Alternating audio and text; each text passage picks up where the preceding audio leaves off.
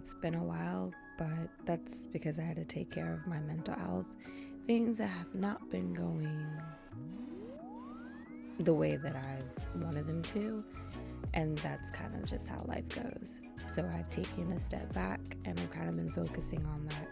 And one thing that I want to really kind of be transparent about is, even though creating art content and things like that I do find enjoyment in, is something that I would like to do full time, and it's one of my goals, I'm going to always make sure I take care of myself. So if that means skipping a week or two to kind of just get myself together, or even a month, I'm gonna do that. I'm not gonna push out content if I'm not feeling it, if I'm not in the headspace, if it's just not working. And that's what I did. It took maybe 2 weeks off, I think it's been about 2 weeks, maybe 3, not entirely sure. But yeah, that's kind of the headspace that I'm in as far as moving forward and how I'm going to manage my life and then like my art career going forward. And if I'm also being quite honest, I really do hate recording on my phone. I had a camera, but I have no idea where it is, and my tripod broke, and kind of just been pushing back getting a new one. And though like I can capture little clips here and there, trying to really orchestrate an entire video, like a vlog or anything where I'm doing stuff around in my home or stuff like that, it's very difficult because I have to set it up, and the thing that I have, I guess it's like a tripod or whatever you want to call it, is kind of just for like desk use. And sometimes I want to show little bits of everything else, but I can't do that because I don't have a tripod, and then it's just, I lose the momentum of like the excitement of it all. And I want to make these a little bit more visually pleasing. Like draw with me's are fun, but I also want to do other things that encompass my life as an artist. So hopefully soon I'll be able to get a camera. But for now, this is why we have a speed paint. It just works out better this way. I have to organize the storage of my phone again, and that's also why I like really need a camera. The phone storage is just horrible. So I have to go in, I have to rearrange things, I have to delete things just to free up some space. And then trying to move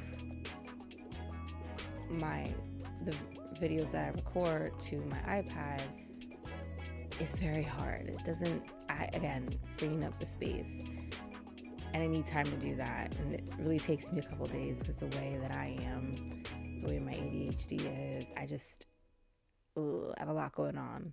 So I have to really set out some time to organize, and I'm not the best at organization, which I'm sure you can relate to maybe, and if not, that's fine. But anyway, the purpose of this video is talking about my rough sketches. If you follow me on Instagram, you probably noticed that I've been drawing a lot of food. I'm a foodie, and that's something that I really enjoy. So I decided to take a break from people and kind of just practice digitally painting different styles with food. I find it easier to draw in like geometric shapes. I used to do a lot of isometric shapes before, but I kind of like stopped. But I've been doing that, and it's been a lot of fun. I've been trying new things. I feel a lot more comfortable practicing and stepping out my comfort zone when it's things like that, when it's still lifes.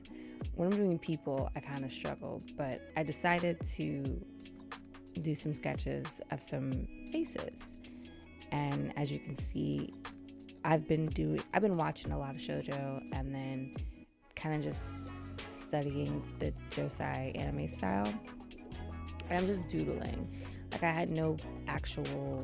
at this time I had like no actual idea of what I wanted to do. I just wanted to sketch different types of faces, mostly working on like the eyes and like how I can make eyes look alive, because I have this thing about they kind of look dead all the time.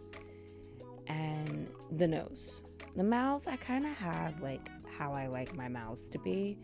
I've gotten to a place where drawing lips has become easier, but the eyes and the nose, I'm never really sure on how I'm going to do it.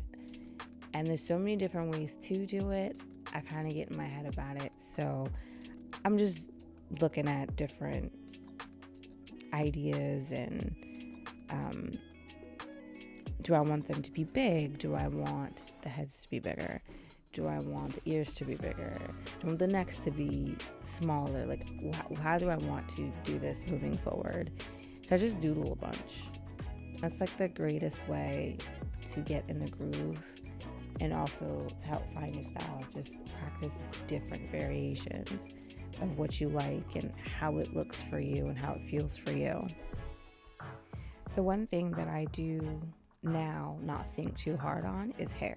I used to think super hard on that and like overthink it. Now I just don't care. I kind of just do whatever. And then I feel like if I need to go back in, I can like fix it up. But since I mostly go for more afro-textured hairstyles, again, I don't really think much of it. I kind of just do what feels right at the moment. When it comes to looser strands, I just don't care. It'll look good in the end eventually. Hair is easy to fix for me and easy to jazz up. So what I do is like the triangle thing, where I make sure I just like add the triangles. I don't know if that's like an actual, I've seen and heard artists talk about it. When I redo it on the sketch, it does not look the greatest. But as I finish and as I render, it comes together eventually. I don't know if I'm going to use any of these sketches in something later. I've thought about just making like a whole bunch, and I do have other practice sketches where like I just left the faces, and maybe I'll go back to it and I just keep it just in case, because it's always fun. That's like the great thing about digital art. You can always keep something and then, you know, like come back to it later. I'm sure you could do that with traditional work, but I don't do traditional art often, if at all. Actually, I haven't done it in a while. I don't like it. I should do it for practice, but for the most part, if I'm being honest, I really don't like it. I like the flexibility and the ease of digital art, of, you know, when you make a mistake, you just back like that real quick. The erase is not messy, and you can adjust things as you go. I've been using the liquify tool, especially when it comes to the eyes, because I've noticed something, and this is also that's helpful when practicing sketches. I make the eyes far apart. Not that that's like a bad thing, because people have that, but for me, it amplifies them looking dead. I shouldn't say that. It just doesn't show life for me when I do that, and I don't know how. I have to make sure that I bring them a little closer together. That way it doesn't look like they're looking like a fish, and I don't like that. It may work for some people. I don't like that in my art. I've seen artists who have a style where the eyes are like further apart, or they look a little lost, or they look like fish. They look like fish eyes. Can I say dead eyes? I guess we can. It kind of looks like that, and it works for them and their style, but for what I'm going for, it needs to look a little of something, full of life, let's say. So when you're unsure of what to draw and you're kind of like blocked, try Pinterest and try just straight sketching. Don't think about it too much. Don't, stress yourself out. Just make some doodles and see where that goes for you. You know, it doesn't have to be perfect. It doesn't have to be exact. You can always fix it up in the end, especially when you're doing digital art. And that's kind of like why I love digital art. So many room for mistakes, so much room to grow, and you don't have to be precise, especially when you're trying to go for a more stylized look. And this is just something I ended up working on after doodling so much and taking a quick break. I want to do something a little shoujo-y and cute, and you guys know that if you don't know, now you do. I really do love pink, and I like to always incorporate that in my illustrations. And I love me a nice bow. It was giving Sailor Moon. I wanted to do a Sailor Moon inspired illustration. And I hope you like it. And see you next week.